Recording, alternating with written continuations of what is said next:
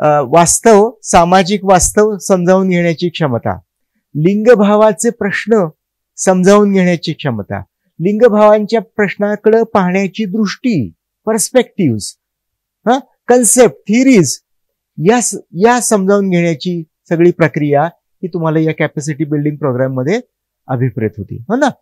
आणखीन काय हवं होतं तुम्हाला, काय की संशोधन करण्याची प्रत्यक्ष संधी तुम्हाला हवी होती आणि ती संधी पण मिळाली.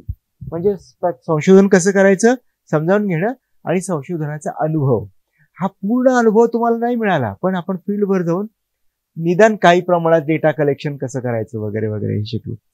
तर काय तुम्ही शिकलात, संशोधनाच्या पातळीवर काय शिकलात, लिंगभावाच्या पातळीवर काय शिकलात, लिंगभावाच्या पातळीवर सगळी जी चर्चा झाली आहे वेगवेगळ्या रिसोर्स पर्सनची ती तपासून बघा, त्यातनं काय काय मिळालं तुम्हाला, वगैरे वगैरे हे मुद्दे घेता येतील. नंतर काय करता येईल तुम्हाला की मी पुढे काय करणार आहे, लिंगभावाच्या संदर्भातलं ज्ञान, माहिती, स्किल आणि संशोधनाचं स्किल, तर याचा तुम्ही ऍप्लिकेशन कसं करणार आहात, हे तुम्ही प्रत्यक्षात कसं वापरणार आहात, यापुढचे तुमचं विजन काय आहे, तर त्याच्याविषयी तुम्हाला बोलायचं, या दोन गोष्टींविषयी बोलायचं. लवकर या, चला लवकर या, लवकर या.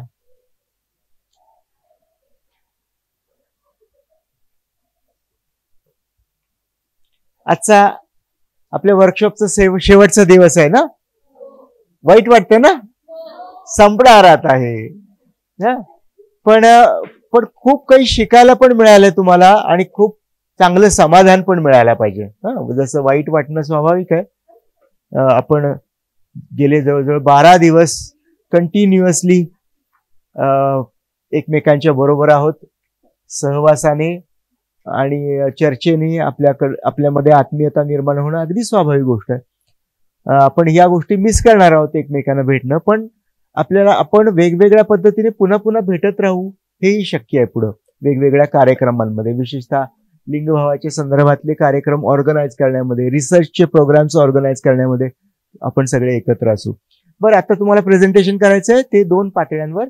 एक म्हणजे की संशोधनाच्या पातळीवर मला काय skills, knowledge, database, perspective develop झाले, काय स्किल कॅपॅसिटी बिल्डिंग झालं माझं, हे तुम्हाला सांगायचं. दुसरं की लिंगभावाच्या संदर्भात तुम्हाला नवीन ज्ञान काय मिळालं, पर्स्पेक्टिव्ह, दृष्टिकोन काय मिळाले, स्किल काय मिळालं ते सांगायचं. आणि तिसरा मुद्दा की तुम्हाला पुढं काय करायचंय, या सगळ्या माहितीच्या आधारे तुम्ही पुढं काय करणार आहात, काय करायचं ठरवलेलं आहे तुम्ही, तर याच्याबद्दलची माहिती तुम्हाला द्यायची. आता उदाहरणार्थ की आपल्या कॉलेजमध्ये वेगवेगळ्या ऍक्टिव्हिटीज होतात.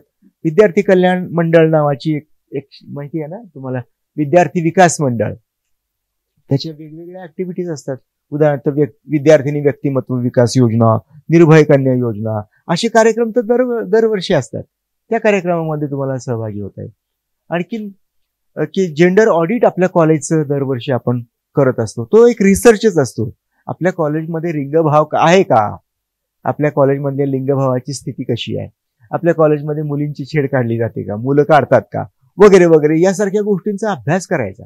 आणि त्याच्यानंतर त्याचं अनालिसिस करून त्याचं जेंडर ऑडिट आपण दरवर्षी करत असतो. हे जेंडर ऑडिट करण्यामध्ये तुम्ही असला पाहिजे. तुम्ही याच्यावर प्रबोधनात्मक लिखाण केलं पाहिजे, पेपरमध्ये, आपल्या कॉलेजच्या मॅगझिनमध्ये लिखाण केलं पाहिजे. तुम्ही याच्यावरची पोस्टर्स करू शकता, तुम्ही प्रोएक्टिव्हली काम करू शकता, वेगवेगळ्या चळवळी जन आंदोलनांमध्ये सहभागी होऊ शकता. आपल्या नाशिकमध्ये कितीतरी, म्हणजे तुम्ही जर हुतात्मा स्मारकाच्या आसपास असाल ना, तर तिथं सारख्या ऍक्टिव्हिटीज घडत असतात काही काही परिवर्तनाच्या, तर त्या ऍक्टिव्हिटीज मध्ये भाग घेऊ शकता. नरेंद्र दाभोळकर व्याख्यानमाला आहे, त्या व्याख्यानमालांना अटेंड करू शकता.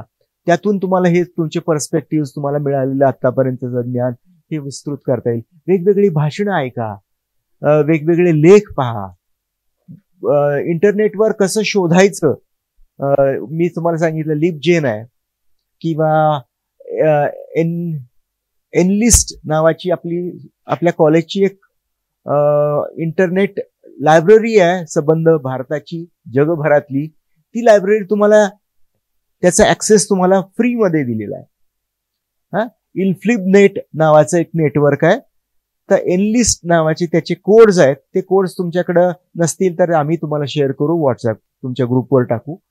तर त्या कोडचा वापर करून तुम्हाला सगळे आंतरराष्ट्रीय ख्यातीचे जर्नल्स तुम्हाला पाहायला मिळतील, फुकट वाचायला मिळतील, डाउनलोड करायला मिळतील.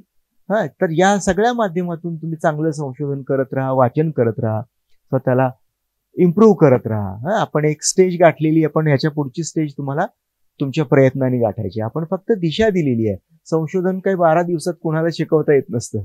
संशोधन म्हणजे ज्यांची हयात गेलेली आहे 30-30, 40-40 वर्ष, तरी सुद्धा म्हणतात ते संशोधन मला अजून बरंच काही शिकायचं राहून गेलेलं आहे. तर ती एक लांबलचक प्रक्रिया, पण त्या टप्प्यात आपण काहीतरी मिळवलेलं आहे. तर तुम्ही मांडणी करायला सुरुवात करा. आपण परीक्षा घेत नाही आहे. परीक्षा पद्धती अशा औपचारिक MCQ 10 प्रश्नापैकी 8 मार्क मिळाले अशा प्रकारची परीक्षा पद्धती आपल्याला की मूल्यमापन करण्यासाठी अयोग्य वाटणारी आहे, त्यामुळे आपण ती नाकारली आहे. आपण त्याच्याऐवजी की तुम्ही काय मिळवलं हे तुम्हीच सांगा, आमचा तुमच्यावर पूर्ण विश्वास आहे. ओके, चला या सुरू करा. आणि प्रत्येक जण तुमची मांडणी करताय त्याप्रमाणे तुम्ही जे कागद लिहिलेला आहे, काल सांगितलं होतं लिहायला, तर तो कागद आम्हाला हँडओव्हर करायचा. तो आधी येऊन प्रेझेंटेशन करायचं आणि मग कागद हँडओव्हर करायचं. आता प्रत्येकाने इंडिव्हिज्युअली जायचं, इंडिव्हिज्युअली जायचं, एकेकाने जायचं, 2-2 जणांनी जायचं. हा तेच बर. मग ते लिहून द्यायचं तुम्हाला. तुम्ही काय काय रिसर्चच्या पातळीवर काय स्किल अक्वायर केलं, काय कळालं तुम्हाला, काय समजलं, कोणते रिसोर्स पर्सन होते, त्यांनी काय मांडणी केली, त्यातलं काय महत्वाचं वाटलं, काय माझ्या कॅपॅसिटीज बिल्ड झाल्या, नवीन ज्ञान कौशल्य काय मिळाली. संशोधनाच्या पातळीवर, नंतर लिंगभावाच्या पातळीवर, आणि नंतर मी पुढे काय करणार, काय करणार आहे, याचा वापर करून मी पुढे कसं जाणार आहे, काय करायचं नियोजन आहे माझं, पुढचं प्लॅनिंग काय आहे, या संदर्भात. चल रेडी, कोण घेतं पहिल्यांदा. आपल्याला फार वेळ नाही आहे, आपल्याला जास्तीत जास्त आता वाजले 10, आपल्याला जास्तीत जास्त 11, पावणे 11 पर्यंत वेळ आहे. पावणे 11 पर्यंत. चला या पटकन.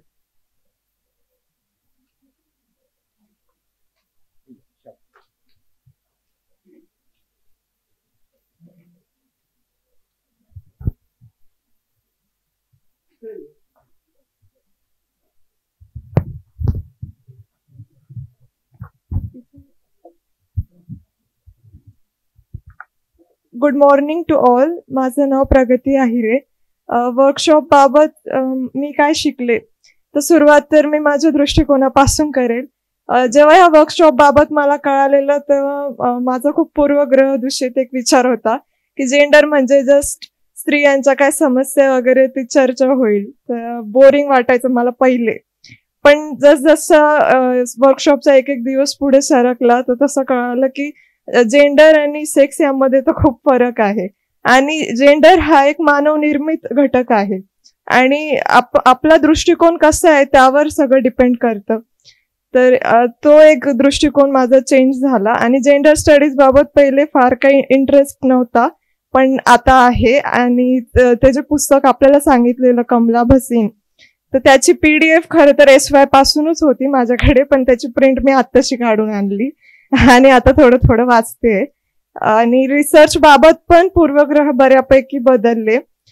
पहिले वाटायचं, म्हणजे मी न्यूजपेपरमध्ये असं वाचलेलं की सोशल सायन्स मध्ये जे रिसर्च होतं, तर युजली आजकाल लोक काय करतात, PhD मिळवायची म्हणून काहीतरी थातूरमातूर लिहिता, कुठेतरी पब्लिश करता आणि PhD मिळवली झालं.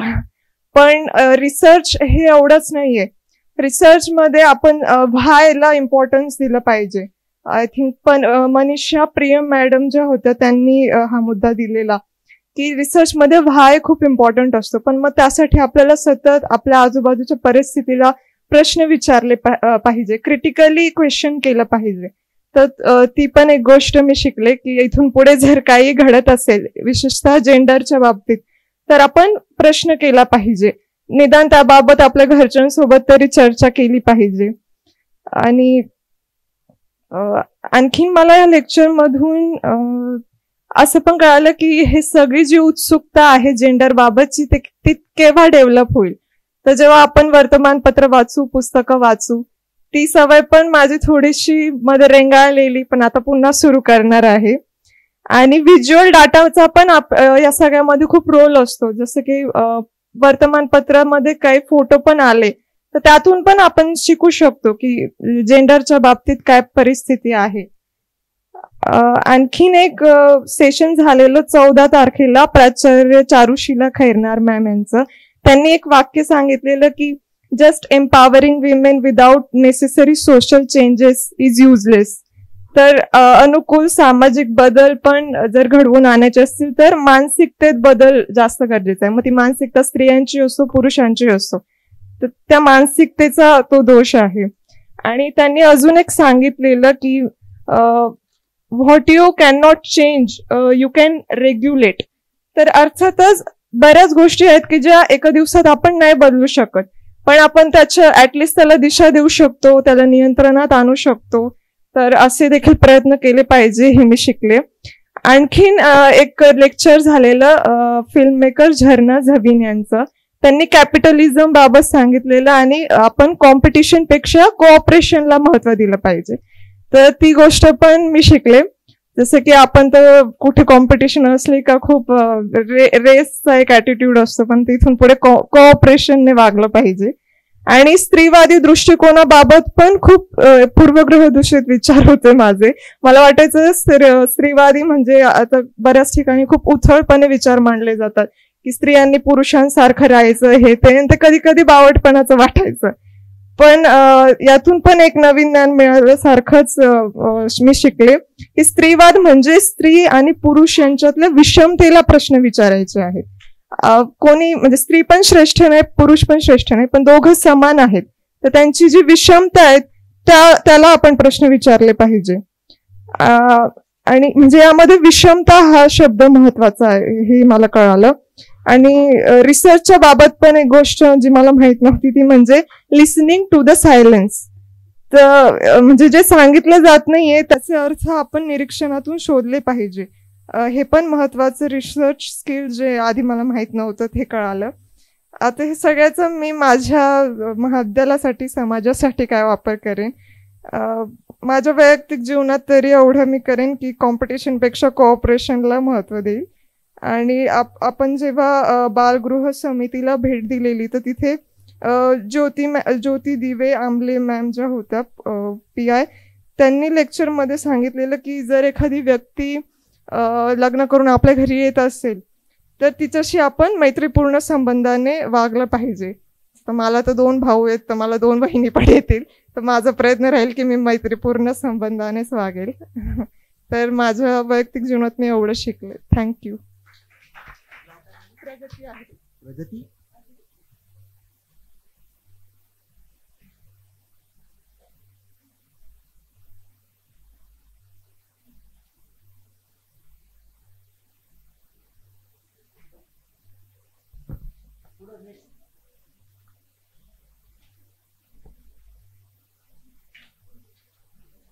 लवकर वेळ नाही आपल्याकडं. चला पटा बंदा नाही तयारी त्याला कसली तयारी काय शिकलो हे सांगायला तयारी काल पण सांगितलं होतं.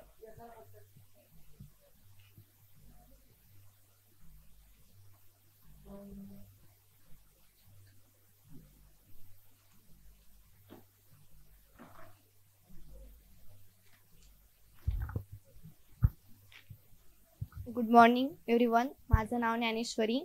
आजतापर्यंत झालेले 12 दिवसांत वर्कशॉप म्हणजे लिंगभाव जे दोशिंग लक्ष्मण दोशिंग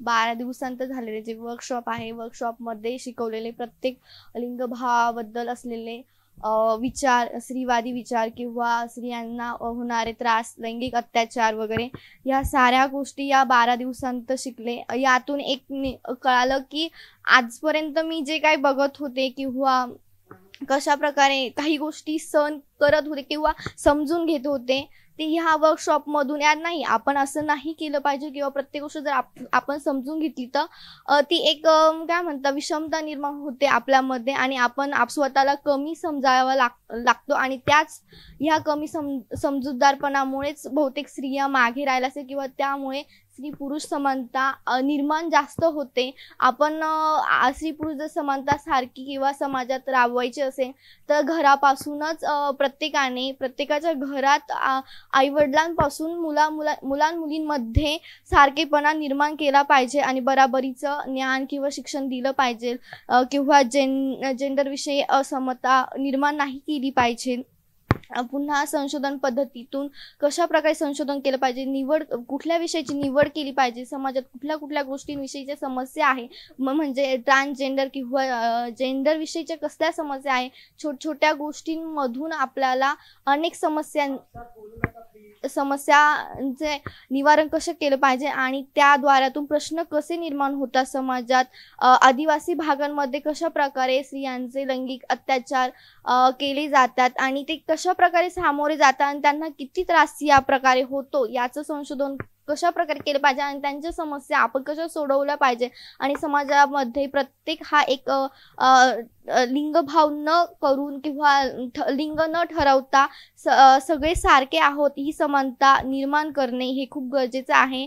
आणि संशोधन पद्धतीत जे शिकवलं आहे, संशोधन कशा प्रकारे केलं पाहिजे, काय म्हणतात प्रश्नाची निवड कशी केली पाहिजे किंवा विषयाची निवड कशा प्रकारे केली पाहिजे.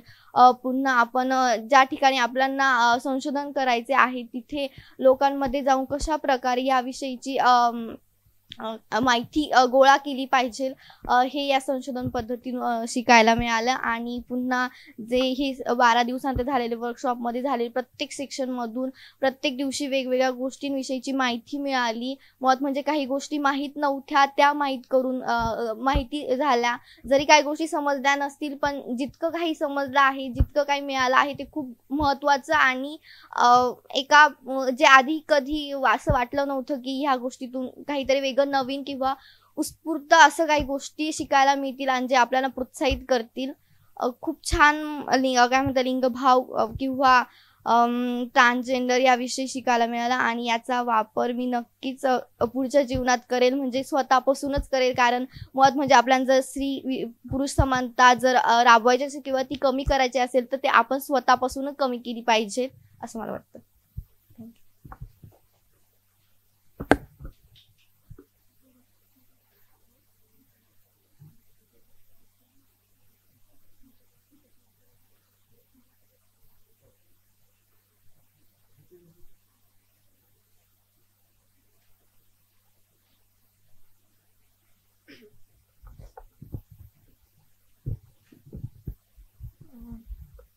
माझं नाव संचिता मेने आणि मी म्हणजे आपला टॉपिक होता capacity building research on gender and social reality. हा आपला वर्कशॉप होता. तर या वर्कशॉपमध्ये मला असं माहिती म्हणजे खूप काही शिकायला भेटलं. सो मी इंग्लिशमध्ये बोलेल, चालेल. What I know about gender is gender refer to the characteristic of woman or men or girl and boys that are socially constructed. So as a social construct, gender varies from society to society and can change over a time. And in this workshop, we change our definition of gender according to whatever we think about gender is totally different. And now in this workshop, exact meaning of gender means we find to know about exact meaning of gender. And then there is a inequality on the basis of gender. Gender play a very important role in our society. Like women have to always do housework like cook, or she can't go outside the house. This is the typical social thinking of men, and there is a patriarchy. So how to change this patriarchy or change these gender differences in our India, in our society. In this workshop we got to know about what can we do to change the society or how can we change gender perspective. Then in this workshop I acquire some skills like skills in this workshop which I developed. I think that we want to know about gender study, how to research, how to do research, and then ability to write detailed research paper and summarize concept and ideas. Then there is we can able to understand both primary and secondary sources. Then ability to understand concepts, able to analyze and synthesize what the actual that concept means. Then ability to create research design, knowledge about relationship and justice. Then able to understand difference and discover the intersection between what is homophobia or racism, sexism, and other form of oppression which our society goes through. Then able to accept intellectual and personal challenges, take a stand and support with evidence. Then we learn about gender, sexual difference, then masculinity, femininity. And I think to implement this all, which we all learn in this workshop, we can do some campaign, or we can do some workshop like we have here in our college, or to implement it in future. I think that we can, with the help of young generation, we can go to all villages and in every home to for surveying that what is the current situation of our society, that everyone should understand that there is no differences and we should work on it. Then we, from our home, we can start that every family will act equally to their children. If he is son, or if there is a daughter, they will give same treatment to their daughter or son. Then from grassroots level to international or national level, we can create we can implement these things in future. Then I think like we can write report for our research, and then we can plan, we can challenge to government to do planning commission for the gender, that there will be no discrimination on the gender, and by making new laws and policies. Thank you.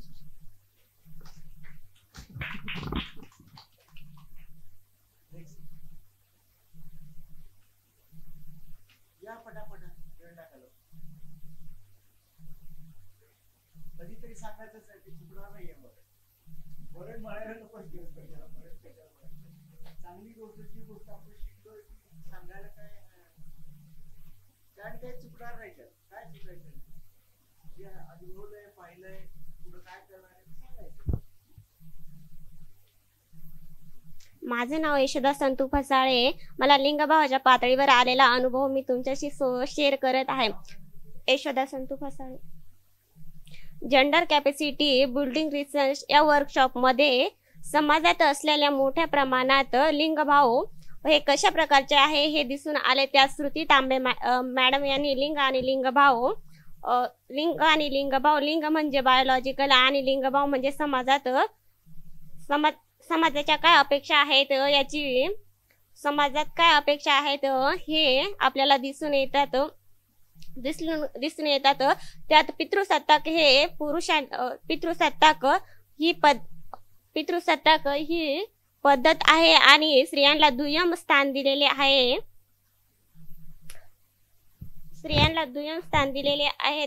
त्यात दीपक शिंदे सरांनी स्त्रियांना असलेले जमीन मालकीचा हक्क याविषयी माहिती सांगितली होती. त्यात स्त्रियांना अजूनही पुरेशी प्रमाणात मालकी हक्क नाही. त्यात स्त्रियांना जमिनीच्या मालकी हक्क मिळवून देण्यासाठी मनीषा गुप्ते मॅडम यांनी मासूमिया संस्थेद्वारे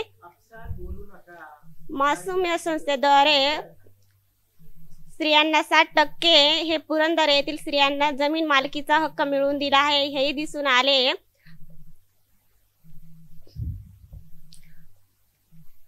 हे दिसून आले आणि मनीषा गुप्ते मॅडम यांनी मासूम या संस्थेद्वारे स्त्रियांवर होत असलेले कौटुंबिक अत्याचार हे कशा प्रकारचे होत आहेत, त्यात मानसिक आणि शारीरिक अत्याचार हे मोठ्या प्रमाणात होत असलेले आपल्याला दिसून येत आहे, याचाही अनुभव मला आलेला आहे. संशोधनाच्या पातळीवर मला आलेला अनुभव, संशोधनाच्या पातळीवर संशोधन कसे करायचे हे मला सुनील सर यांनी सांगितलेल्या लेक्चरमध्ये मला या लेक्चरमधून कसे करायचे हे समजले आहे. कोणत्याही विषयावर संशोधन करायचे म्हटले तर पहिले संशोधनासाठी आपण संशोधन का करत आहे त्यासाठी आपल्याला का हा प्रश्न पडायला पाहिजे आणि संशोधनासाठी एका विशिष्ट समस्याची निवड करून त्या समस्यासाठी त्याचे सुसूत्रीकरण करून एक गृहीतक लक्षात धरून संशोधन कसे करायचे हे मला समजले आणि संशोधनातून योग्य तो निष्कर्ष काढून त्याचा अहवाल कसा लिहावा हेही समजले. मी या संशोधनातून मला आलेला अनुभवाचा पुढे समाजासाठी वापर करील. समाजात असलेल्या रूढी परंपरा यांच्या विरोधात संशोधन करून या रूढी परंपरा आपल्या पूर्वजांनी पाळत आलेली एक रूढी परंपरा आहे, ती कुठेही लिखित स्वरूपात नाही याची मी समाजाला जाण करून देईल आणि आधुनिक समाजात असलेल्या लिंगभावाविषयी त्यांना माहिती देईल.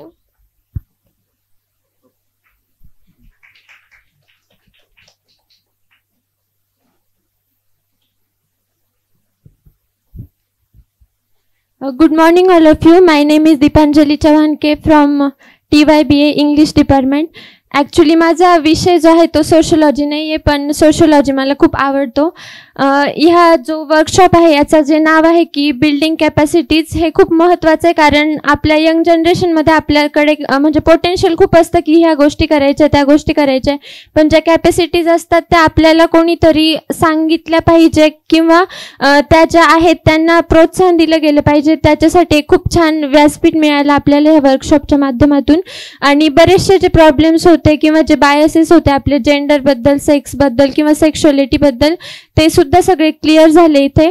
आणि जे खूप वेगवेगळे लोकांनी, वेगवेगळे टीचर्सनी जे स्पेशल होते बऱ्याच त्यांच्या फील्ड्समध्ये, तर त्यांनी आपल्याला खूप छान मार्गदर्शन केलं. आणि कदाचित आपण जर दुसऱ्या अकॅडमिक एखाद्या लेक्चर्समध्ये असतो तर इतक्या इंटरडिसिप्लिनरी गोष्टी आपल्याला कळल्या नसतात ज्या इथे कळल्या.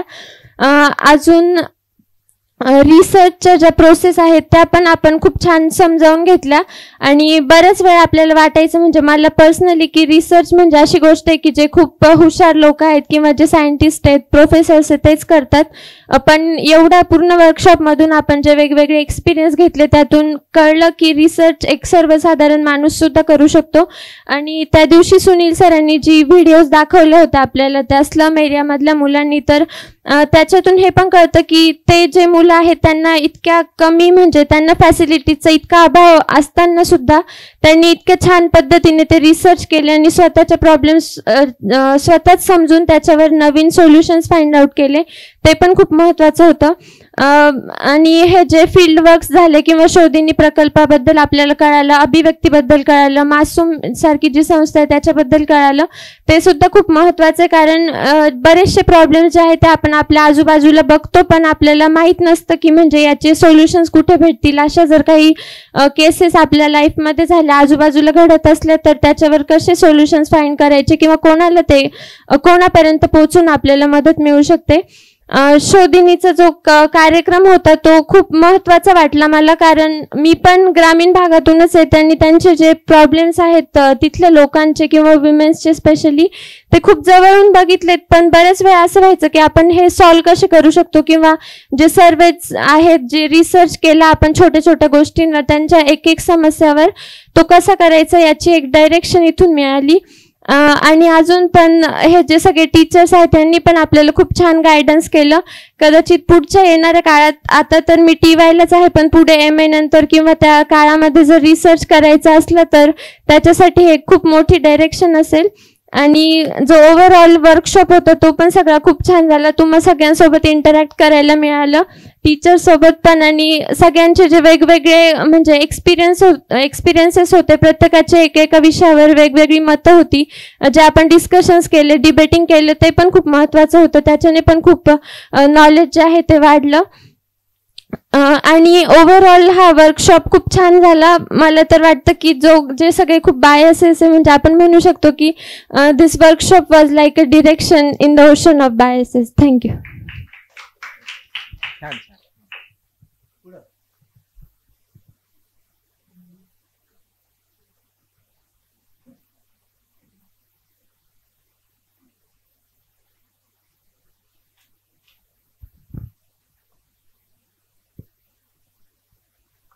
Good morning everyone.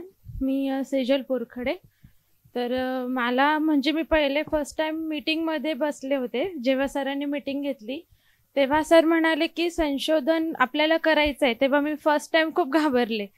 पण संशोधन आपण करू शकतो का, हा प्रश्न पहिले मला पडला. अरे हे संशोधन म्हणजे कसं करणार. पण सरांनी थोडं सिम्पल म्हणजे सोप्या पद्धतीने सांगितलं. मग ह्या वर्कशॉपमध्ये मी भाग घेतला. मग वेगवेगळी माहिती कळाली आणि स्त्री आणि पुरुष यांच्यामधल्या भेदभावाबद्दल सखोल माहिती कळाली मला.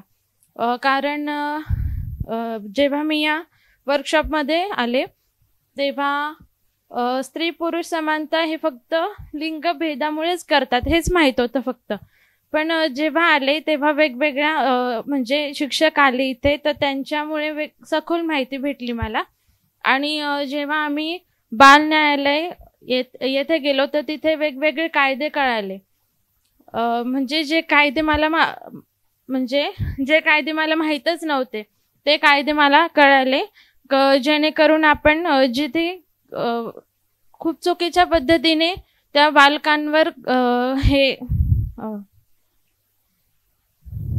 अत्याचार होत असेल तर आपण तो कायदा सांगून आपण त्यांच्यावर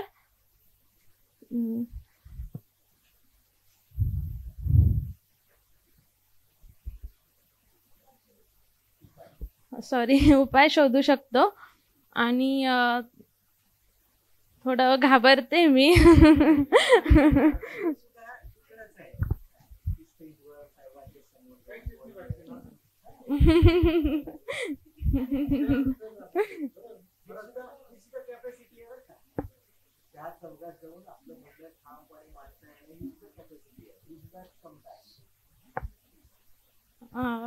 या वर्कशॉपमध्ये तर पुढे मी जाऊन जे समाजात चुकीच्या गोष्टी घडतायत तर त्याला मी प्रथमतः विरोध करेल. प्रथमतः मी माझ्या कुटुंबापासून, शेजाऱ्या-पाजाऱ्यांपासून सुरुवात करेल. आणि एखादी व्यक्ती जर म्हणजे गुन्हा करत असेल तर तिला व्यवस्थित समजावून त्या वाटचालीला ती त्यापुढे वाटचाल करत असेल, त्या गुन्ह्याकडे जात असेल तर त्याला मी विरोध करेल. एवढंच बोलते. Thank you.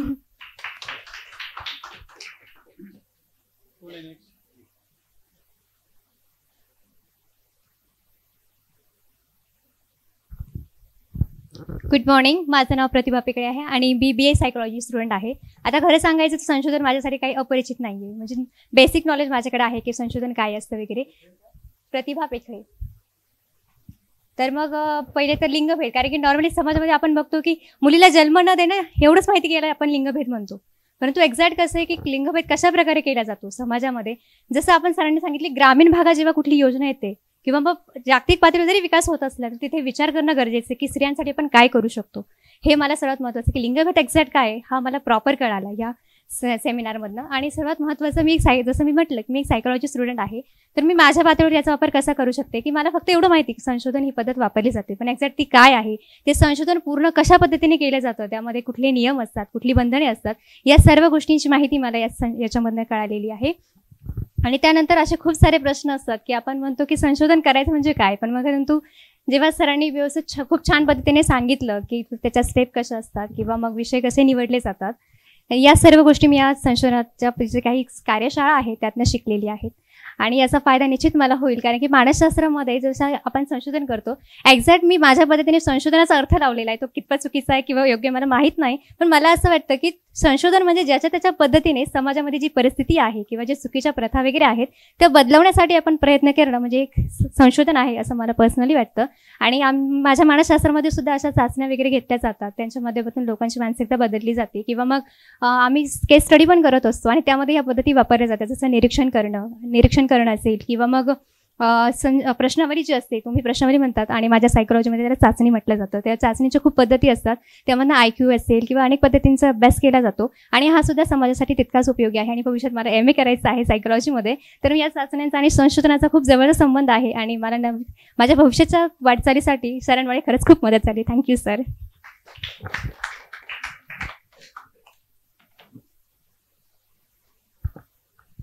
Hello everyone, good morning. माझं नाव आहे युवराज गोसावी. मी पण परिचितच आहे संशोधनाशी. याच्या आधी आम्ही 3 गावात जाऊन आलेलो आहे, पण साप गावचं एक विशेष महत्त्व म्हणजे तिथं गेल्यानंतर एक गोष्ट कळाली का कोणताही मुलगा किंवा मुलगी एकमेकांशी बोलू शकत नाही. रिसर्च संपल्यानंतर माझी मैत्रीण आणि मी एक जस्ट गावामध्ये एक चक्कर मारला. तिथे लोक असे बघत होते जसं काय आम्ही काही गुन्हा केलाय किंवा अशा नजरेने बघत होते आत्ता आम्हाला लगेच मारतील. म्हणजे खूपच खराब होतं. म्हणजे सर जसे बोलले की सरांनी अंबाईमध्ये जाऊन बघितलं, आम्ही स्वतः दोघांनी जाऊन एक निरीक्षण केलं त्या गोष्टीचं. ते खरंच होतं, कारण की एक बाळ असलेली आई ती पण अशी बघत होती जसं काय, म्हणजे सर बघण्याची नजरच खूप हे होती, म्हणजे त्यांना असं नवळत होतं काहीतरी. आणि या रिसर्चसाठी मी सरांना खूप थँक्यू म्हणेल, कारण की आम्हाला आधी जे नॉलेज होतं त्याच्यात अजून भर पाडली सरांनी, आणि जास्त करून लिंगभेद आणि त्याच्यामध्ये डीप नॉलेज आम्हाला देण्याबद्दल सर थँक्यू तुमचे. आणि दुसरं म्हणायला गेलं तर इथं जेवढ्या पण माझ्या मैत्रिणी जेवढ्यांशी माझी ओळख झाली त्यांच्या पण मी काही स्टोरी ऐकल्या. मी त्यांना हेच सांगेल की त्यांनी पण त्यांच्या लाईफमध्ये याचा खूप जास्त उपयोग केला पाहिजे. Thank you sir.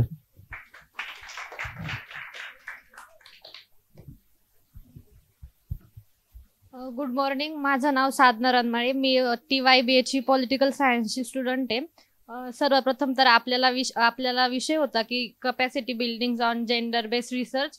तर मी पॉलिटिकल सायन्सची स्टुडंट असल्यामुळे प्रत्येक गोष्ट मी जेव्हाच मी फर्स्ट टाइम ऐकलं, फर्स्ट डेला जेव्हा मी आले तेव्हा रिसर्च विषयी जे काही समजलं त्यातून तर मी प्रत्येक गोष्ट माझ्या विषयाच्या दृष्टिकोनाने बघत होती. आणि पहिल्याच दिवसापासून मी ठरवलं होतं, जेव्हा सरांनी सांगितलं होतं की आता तुम्हाला जे समजलंय त्यातनं तुम्ही तुमच्या विषयाशी कसं निगडीत कराल, तेव्हा पण मी तोच सब्जेक्ट घेतला होता आणि त्याच दृष्टिकोनाने मी प्रत्येक गोष्टीकडे बघत होते.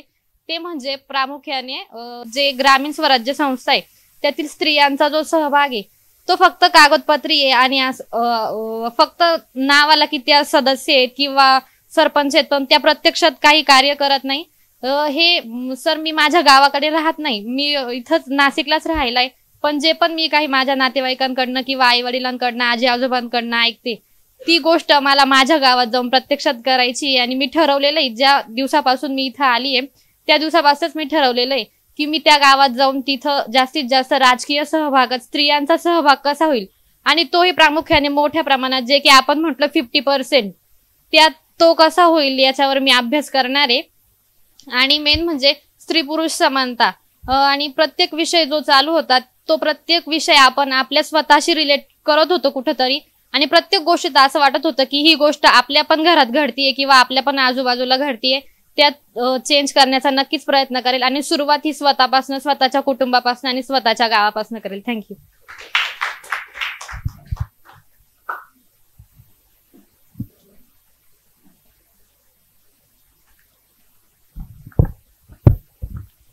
Hello, good morning everyone. माझं नाव ऋतुजा आरती अरुण कडेल. आज मी पहिल्यांदा माझ्या आईचं नाव माझ्या नावात टाकलं. ते पण जो काही दृष्टिकोन भेटलाय तो फक्त भेटलाय म्हणून नाही, तर तुम्हाला वापरायचंय भविष्यात म्हणून. जे काही सरांनी रिसर्चच्या स्टेप्स वगैरे सांगितलं. ऋतुजा आरती अरुण कडेल.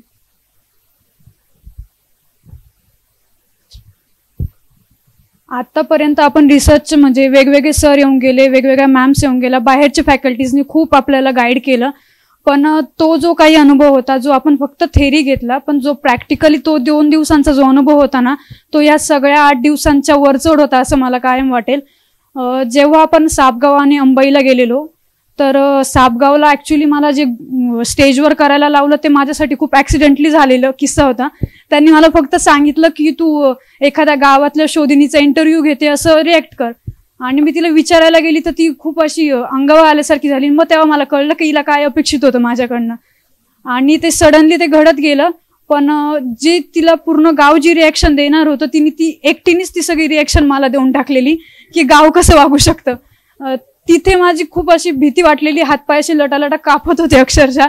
पण कदाचित तिने तो एक्सपिरियन्स मला दिला, त्यामुळे जेव्हा सर आपण शोधकांशी बोलत होतो तेव्हा खूप फ्रीली बोलता आलं आपल्याला. आणि खूप त्यांचे मी पर्सनल क्वेश्चन्स विचारले, त्यांनी तेवढ्या काय म्हणूया मोकळेपणाने उत्तरं पण दिले. आणि हे बाकीचे जे गावात गेलेले होते त्यांनी जेव्हा त्यांचे नंतरचे एक्सपिरियन्स सांगितले तेव्हा ते ऐकून तो खूप असं वाटलं की नाही यार, आपण खूप लकी होतो की आपल्याला हे सगळं भेटलंय. आणि ते शोधक जेव्हा बोलले की त्यांना मुलींसोबत बोलायला प्रॉब्लेम येतोय किंवा काय, पण हा प्रॉब्लेम फक्त गावातल्यांचा होता असं नाही. त्यांनी मला विचारलं की तुला कॉलेजमध्ये असताना तू फ्रीली बोलू शकते का वगैरे तुझ्या फ्रेंड्स. म्हटलं हो, पण प्रॉब्लेम असा आहे की मी फक्त कॅम्पसमध्येच बोलू शकते, कॅम्पसच्या बाहेर गेल्यावर मी सुद्धा माझ्या फ्रेंड्सला सांगते माझ्याशी बोलू नका. म्हणजे ही फॅक्ट होती. तो प्रॉब्लेम फक्त गावातलाच होता असं नाही. गावात त्याचं प्रमाण थोडं जास्त आहे, पण शहरातही हा प्रॉब्लेम आहे. आणि आपण जेव्हा गाव बदलायला जातोय तेव्हा आपलं घर आपण आधी बदलावं असं मला वाटतं. आणि जसं साधना बोलली की राज्यशास्त्र विभागातर्फे आम्ही दोघी पण आहोत आणि आम्ही प्रत्येक गोष्टी जेव्हा पण डिस्कशन करायचो की राजकारणात स्त्रियांचा सहभाग या गोष्टीवर आमच्या दोघींचं खूप वेळा बोलणं झालेलं. आपण बोलतो की संविधानानुसार की 33% आरक्षण दिलेलं आहे स्त्रियांना, तरीही आज खासदार आणि आमदारांची संख्या जेव्हा बघतो तेव्हा फक्त 14 आणि 19 निवडणुकीत बघितले तर 16 ते 17 आमदार आणि खासदार दिसतात आपल्याला राज्यसभेत आणि विधानसभेत बोलताना. तर मग जेव्हा हे 33% आरक्षण आहे तर ते आहे कुठे मग नक्की. तर ह्या गोष्टीवर मला नक्की काम करायला आवडेल की खरोखर जो सहभाग आहे तो नावाला न राहता किंवा संविधानाला दाखवण्यापुरतं न राहता खरोखर तो वाढवण्यासाठी कसा प्रयत्न केला जाईल. आणि जेव्हा आपण या इथे बाल न्यायालयाला वगैरे व्हिजिट दिली आणि त्या मॅमच्या ऑफिसला पण व्हिजिट दिली, तिथे त्या मॅमनी जी समोर केस दाखवली असं वाटलं की ह्या केसेस आहेत ना, त्यांनी सांगितलेले एक्सपिरियन्स का असे ना, ही फक्त त्यांची नव्हती, आपल्या आजूबाजूला यापूर्वी खूप घडलेलं होतं, पण याची कंप्लेंट केली जाते हेच माहित नव्हतं. ऍक्च्युअली मला भरोसा समितीबद्दल पण तिथे गेल्यावर समजलं की सासू सुनाच्या भांडणासाठी, नवरा बायकोच्या भांडणासाठी सुद्धा काउन्सिलिंग केलं जातं आणि ते खूप फ्रीमध्ये किंवा गव्हर्नमेंट ते पुरवतंय. डायरेक्ट कोर्टात जाऊन डिव्होर्स होण्यापेक्षा हे जर आपल्याला काय म्हणूया एक फ्री ऑफ कॉस्टमध्ये कोणीतरी आपल्याला प्रोव्हाइड करतंय तर ते घ्यायला काय हरकत आहे. आणि तो प्रॉब्लेम काही असं नव्हतं की खूप समस्या अशा होत्या. त्यांनी जे एक्सपिरियन्स सांगितले ना सर, त्याच्यावरून असं वाटलं की हे आपल्या आजूबाजूच्या कितीतरी लोकांबाबतीत घडून गेलंय आणि ते गोष्टी इग्नोर करून पुढेच चालतायत, फक्त त्यांनी त्याच्यावर सोल्युशन काहीच काढलेले नाहीयेत. तर मला असं वाटेल की जेव्हा जेव्हा इथून पुढे मी असे लोकांना किंवा अशा प्रॉब्लेम्सला फेस करणारे लोक जेव्हा मला भेटतील तेव्हा त्यांना नक्कीच असं सांगण्याचा प्रयत्न करेल की ह्या अशा आपल्याला गव्हर्नमेंट सुविधा देतंय तर त्याचा नक्कीच त्यांनी लाभ घ्यावा. किंवा मी स्वतःही माझ्या फॅमिलीमध्ये इथून पुढे नाही म्हटलं तरी जॉईंट फॅमिली असो किंवा सेपरेट फॅमिली असो, प्रत्येकाला ह्या गोष्टी फेस कराव्या लागतात. टोकाचं पाऊल घेण्यापेक्षा काउन्सिलिंगचा हा उपाय घेऊन किंवा उपाय वापरून जर आपण चांगली लाईफ जगू शकतो तर त्याचा वापर करण्याचा नक्कीच प्रयत्न करेल. थँक्यू. खूप महत्वाचा मुद्दा मांडला तिने. त्याच्या नावामध्ये वडिलांच्या बरोबर आईचं नाव टाकलंय आणि हे सगळ्या वर्कशॉपमध्ये झालेल्या चर्चेचा परिणाम आहे असं तिचं म्हणणं आहे की लिंगभावाबद्दलची तिची पर्स्पेक्टिव्ह बदललेले आहेत आणि आईला पण मी महत्व दिलं पाहिजे. पितृसत्ताकतेला नाकारून समानता ही कशी स्वीकारायची त्याचं एक स्वतंत्र स्वतःचं उदाहरण तिने एस्टॅब्लिश केलेलं आहे. चांगली गोष्ट आहे. मला वाटतं की अशा अनेक पातळ्यांवर तुमच्या मनामध्ये आता विचार चालले असतील, त्याला उत्तरं शोधत असाल, नवे प्रश्न निर्माण झाले असतील तुम्हाला. पुढे नेक्स्ट.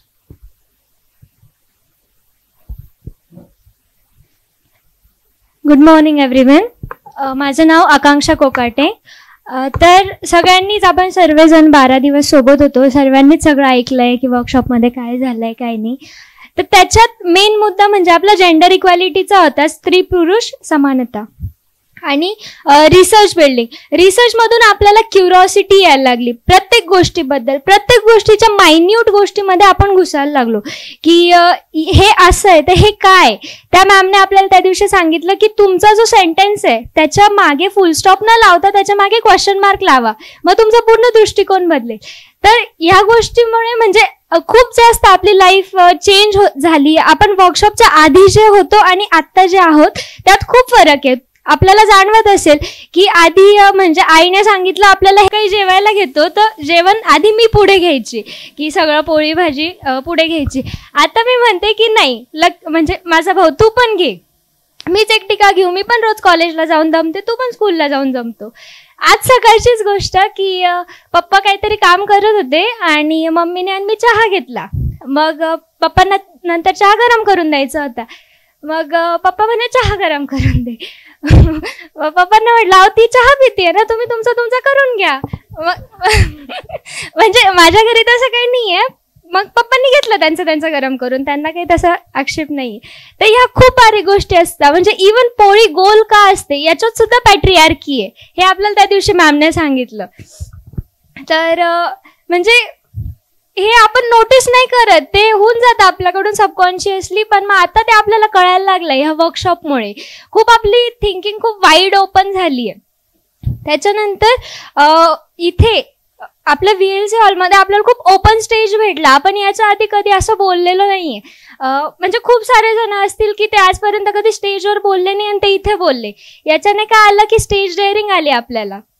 आणि इथे वर्कशॉपमध्ये आपण पिरियड्स बद्दल, सेक्स बद्दल इतकं ओपनली डिस्कस केलं ना की आता आपण त्या गोष्टींबद्दल खूप मॅच्युअर झालोय. आधी आपण असं पिरियड्स म्हणताना सुद्धा आपला आवाज कमी होऊन जायचा की हे मला पिरियड्स आले, असं नाही. इथे याच्यामुळे आपण पूर्ण मॅच्युअर झालो त्या गोष्टींबद्दल, सेक्स बद्दल मॅच्युअर झालो की ते फक्त एक बायोलॉजिकल टर्म आहे असं.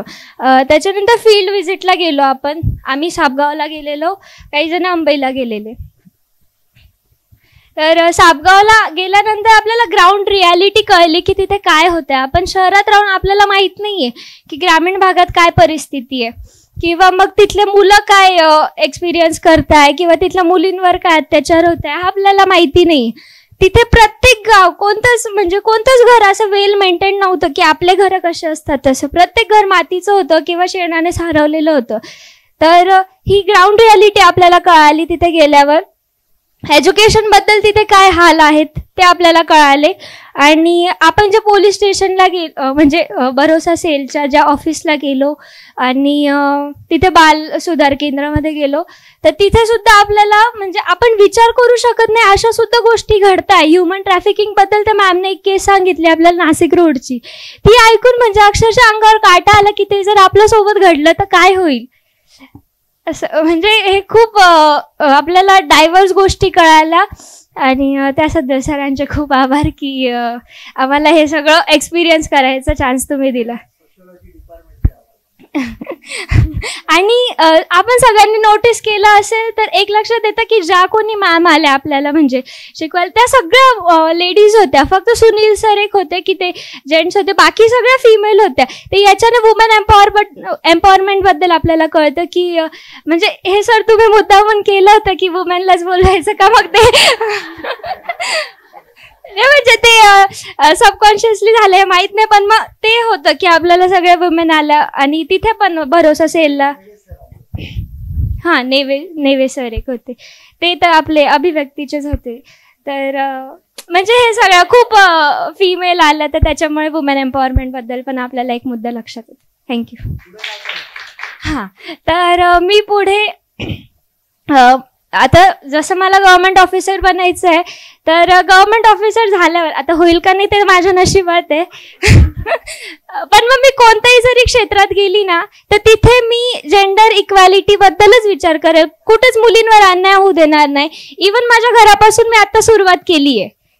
तर आपल्या घरापासून आधी सुरुवात करायची, त्याच्यानंतरच समाज बदलतो. आपलं घर, मग सर्व आपला समाज, आणि त्याच्यानंतर आपला देश. थँक्यू.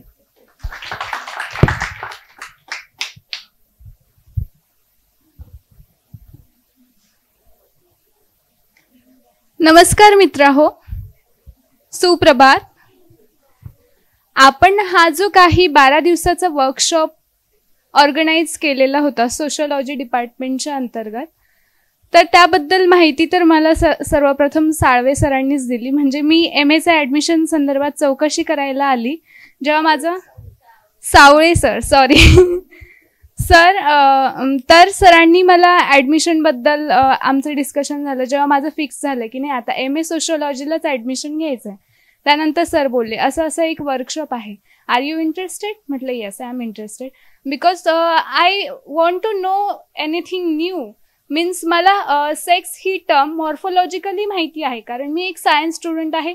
तर सेक्स जे असतं प्रत्येक ॲनिमलचं किंवा ऑर्गॅनिझमचं त्याच्याबद्दल अवेअरनेस होता. पण ॲक्च्युली मला हे माहीत करून घ्यायचं होतं की सेक्स आणि जेंडर दोन वेगवेगळ्या टर्म्स का आहेत आणि काय याच्या मागचा उद्देश आहे किंवा मग काय असं दडलेलं आहे ह्या दोन टर्म्समध्ये की यांना वेगवेगळं बोललं जातं.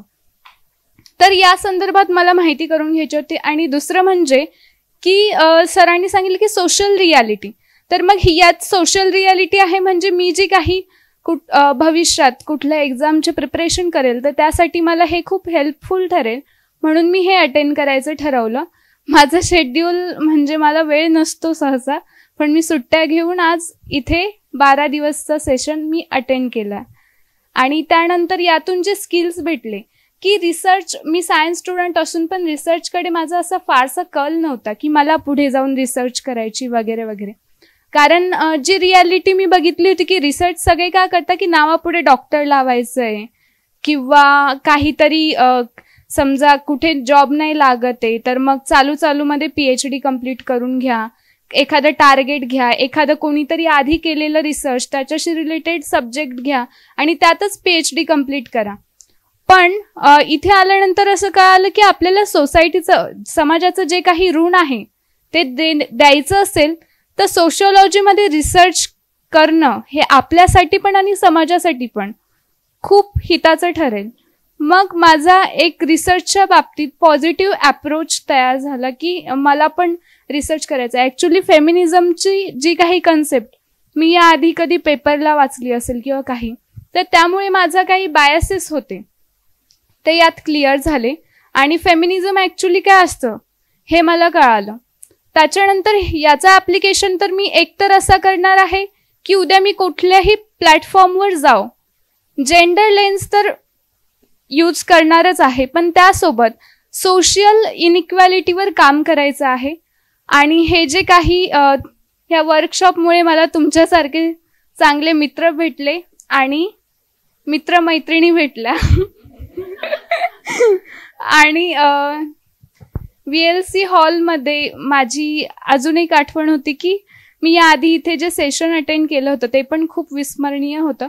आणि आंबे मॅम सारख्या PI होता, दबंग आमले ज्योती मॅम सारख्या दबंग ऑफिसर्सला भेटण्याची मला संधी मिळाली.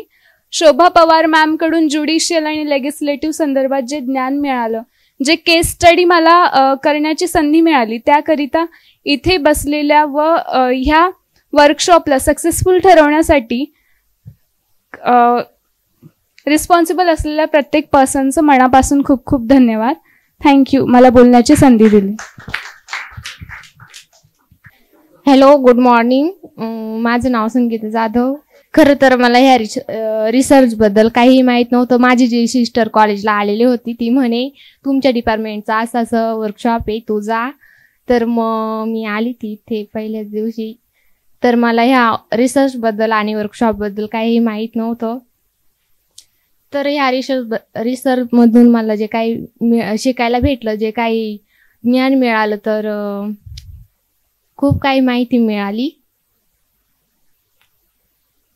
तसंच आपण शोधणी प्रकल्प हे प्रत्यक्षात करायला भेटलं त्या गावामध्ये. आणि त्या प्रकल्पाबद्दल मी माझ्या गावामध्ये ज्या काही मुली राहतात, जे पुढे त्यांना शिक्षण करण्याची संधी भेटत नाही, त्यांना शोधणी प्रकल्पाबद्दल सांगल. आज मी माझं मनोगत व्यक्त करतो. इतक्या दिवसांचा अनुभव आणि त्याच्याच मिश्रणातून मिळालेले नवीन अनुभव यांचं मी आज सांगड घालतो. सांगायचं झालं तर माझी सुरुवातच मुळातच रंजक पद्धतीने झाली. जेव्हा टीचर आमच्या मायक्रोबायोलॉजी डिपार्टमेंटच्या मॅम आल्या आमच्या वर्गामध्ये सांगायला की सोशल वर्कमध्ये कोण काम करणार आहे, तेव्हा सगळ्यांनी नकार दिला. पण मला सोशल वर्क सांगितली का माझी आवडच सगळ्यांच्या आधी हात वर करायचा. आणि त्याच्यामुळे मी सगळ्यांच्या आधी हात वर केला. टीचरांनी लगेच माझी निवड केली मायक्रोबायोलॉजी. मला त्याविषयी कधीच हे सायन्स डिपार्टमेंटमध्ये कधीच आवड नव्हती मला, पण मी केलं ते विरुद्ध दिशेने जायचं. जसं मासा विरुद्ध दिशेने पोहतो ना, तसं माझं पण एक विरुद्ध दिशेने जायचा प्रवास आहे तो. पण तरी माझी ही आवड मी कधीच विसरू शकत नाही. सगळ्याच्या अगोदर हे मी हात वर केला आणि मग टीचरांनी मला साईडला बोलून घेतलं आणि सांगितलं त्याचे 3 क्रेडिट आहेत म्हणे. तेव्हा मी इतका खुश झालो की सगळ्यांना सांगितलं आणि सगळे ते मुलं तिथं टीचरांना विचारायला गेले, आम्हाला पण घ्या म्हणे, आम्हाला पण घ्या. पुन्हा आता नाही जमणार ते. त्याच्यामुळे मग ते तर झालंच. आणि नंतर इकडं आपलं लेक्चर वगैरे आलं, इथं बघितलं सगळं मुलं. मला असं वाटलं की कुणी कुठनं आलं कुणी कुठं आलं त्याबाबत काहीच माहिती नाही. मी बोलायला थोडंसं बिंदास बोलणारा व्यक्ती, पण काय बोलतो काय नाही याचं मला काहीच भान नाही. मी बोलतो फक्त माझं मत व्यक्त करतो, पण ते कोणत्या पद्धतीने करतो याचं काहीच मला हे नाही. पण बोलावं ते बोलावं आणि त्याच्यातून विचार घडत जातात असं मला वाटतं, म्हणून मी बोलतो. आणि संशोधन म्हणजे काय, मुळातच मी न्यूटनचा लॉ वगैरे किंवा आमचं मायक्रोबायोलॉजीचे अँटनी व्हॅन डेव्हलूक यांनी शोधलेला बॅक्टेरिया याविषयीच माहित होतं फक्त मला. पण या सामाजिक क्षेत्रात पण संशोधन करता येतं हे माहित नव्हतं आणि या कार्यशाळेमध्ये ती मला माहित पडलं. आणि ती सापगावला दिलेली व्हिजिट ही कायमचीच माझ्या लक्षात राहण्यासारखी आहे. तिथे गेले त्या मुलांबरोबर साधलेला संवाद, त्या मुलांनी दिलेली भेट आणि त्यांच्यातून मिळालेले नवीन नवीन पैलू शिकण्यासारखे खूप काही गोष्टी शिकण्यासारख्या आहेत. तसेच सांगायचं झालं तर संशोधन आणि त्याच्यातले व्यक्तिमत्व विकास या दोघांचा कसा बांधीलपणा राखता येतो हा या कार्यशाळेतून सांगता येतो. आणि कार्यशाळेमुळे मोठ्या मोठ्या व्यक्तींचे मला लेक्चर आणि तसेच व्याख्यान इथं बघायला मिळाले. हे खूप एक विचित्र अनुभव आणि एक पडलेलं स्वप्नासारखंच आहे. आणि हे स्वप्न मी काय माझ्या लक्षात ठेवेल आयुष्यभर, की एक कार्यशाळा केली होती 12 दिवसाची, पण ती 12 दिवसाची नसून ती माझ्या जीवनाशी निगडीत आहे असं मी त्याला सांगू शकतो. आणि टीचरांनी सरांनी दिलेले मला महत्वपूर्ण उपाय की कसं बोलायचं काय नाही याच्याविषयी खूप सारं शिकायला मिळालं. आणि बस झालं.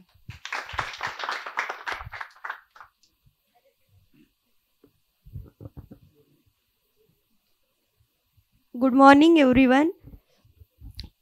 माझे नाव निकिता चौधरी. या 12 दिवसाच्या वर्कशॉपमध्ये मला असे शिकण्यास मिळाले की आपल्या भारत देशामध्ये स्त्री पुरुष समानता कशी आहे. आपल्या भारत देशामध्ये आपल्या भारत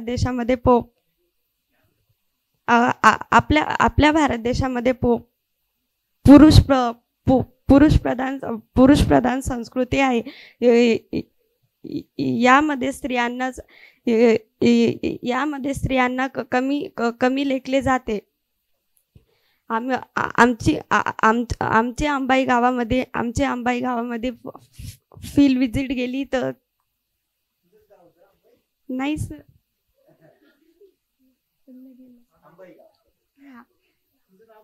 निकिता चौधरी.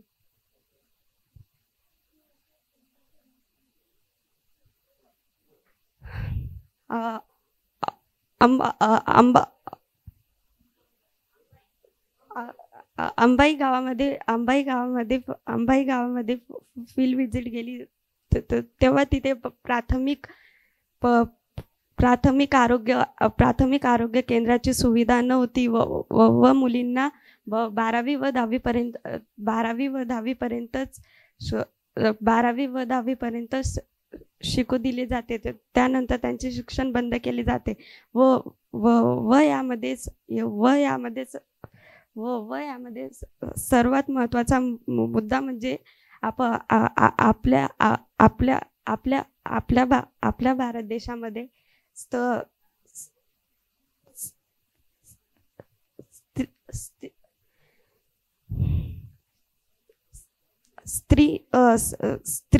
स्त्री भ्रूण हत्या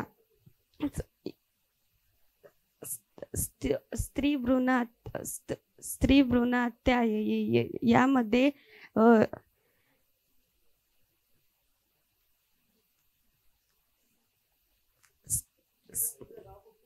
माझं नाव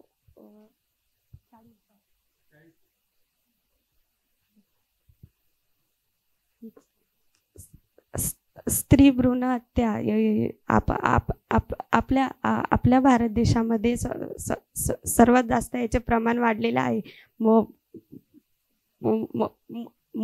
मुलांनाच वंशाचा दिवा समजले जाते, मुलींना कमी लेखले जाते.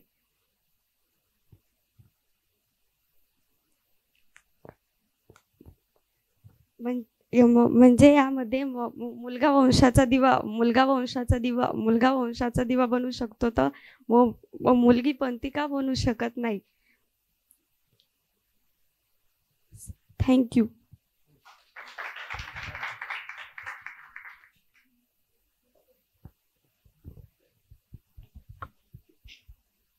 Good morning all. माझं नाव मोहिनी जाधव. आज 12 दिवस झाले आपण या वर्कशॉपमध्ये आहोत. इथे आपल्याला खूप नवीन नवीन गोष्टी शिकायला मिळाल्या की स्त्री पुरुष समानता काय आहे.